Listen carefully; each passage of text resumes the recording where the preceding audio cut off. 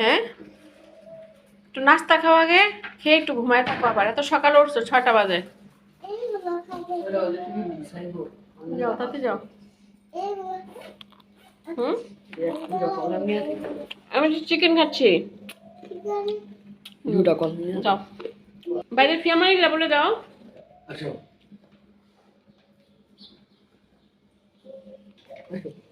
আদর তো ভাই, কাদর তো ভাই, কাদর তো। এই গুড। যাও ফিয়ামানিল্লাহ, যাও। সাবধান পরীক্ষা দিবা। কাকে রে ভাইকে? ভাইকে দেখো, বাইরে যায় কিনা, বের হয় কিনা। দেখো কোনো মানুষ নেই, সব নীরব। দেখছো, সবাই নীরব। হ্যাঁ, ওই যে ভাইরা যাচ্ছে। ফিয়ামানি, এখন আসো, যাও তাড়াতাড়ি নাস্তা খাও। তারপর আমি তোমাকে, তুমি যা বললাম তাই শুনবো, ঠিক আছে? এই তো গুড বয় আমার।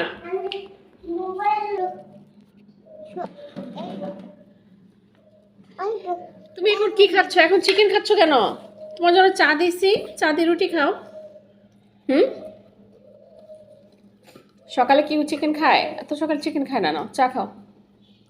রুটি খাও, রুটি খেয়ে নাও, চাটুকু আমি খাই। চিকেনটা কেমন হয়েছে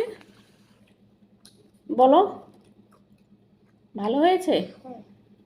ও আচ্ছা, তাহলে তুমি চিকেন খাবা না চা রুটি খাবা?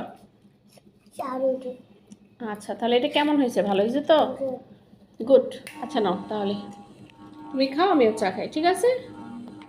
ছেলে খাওয়া দাওয়া করছে, ছেলে খাইয়ে দিয়ে ছেলেকে ঘুম পাড়িয়ে ফেললাম। তারপর আমি একটু খুদের ভাত রান্না করলাম। তো খুদের ভাত আপনার ভাইয়াকে আগে দিয়ে দিলাম, আপনাদের ভাইয়া খেয়ে ফেললো। তারপর আমি একটু খেলাম, কারণ আমি সাথে সাথে খেতে পারি না, যেহেতু একটু আগে চা খেয়েছিলাম বাচ্চাদের সাথে সকালে। তারপর আমি এখন একা একা খেতে বসলাম, খালার জন্য ওয়েট করতেছিলাম, দেখি খালা আসতেছে না। তারপর খুদের ভাত কিন্তু গরম গরম মজা, আমার খুদের ভাত কিন্তু অনেক পছন্দ।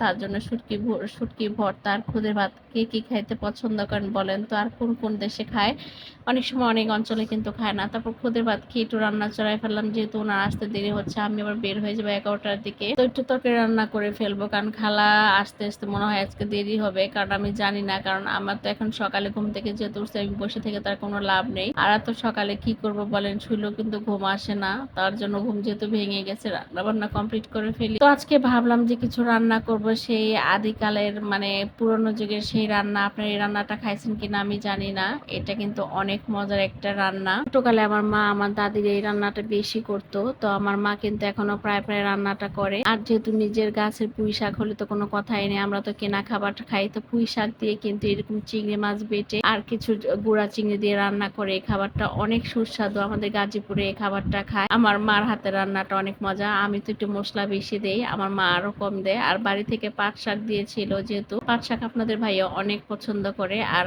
বিক্রমপুরের মানুষ কিন্তু এইভাবেই পাট শাক খায়, সলা সলা করে।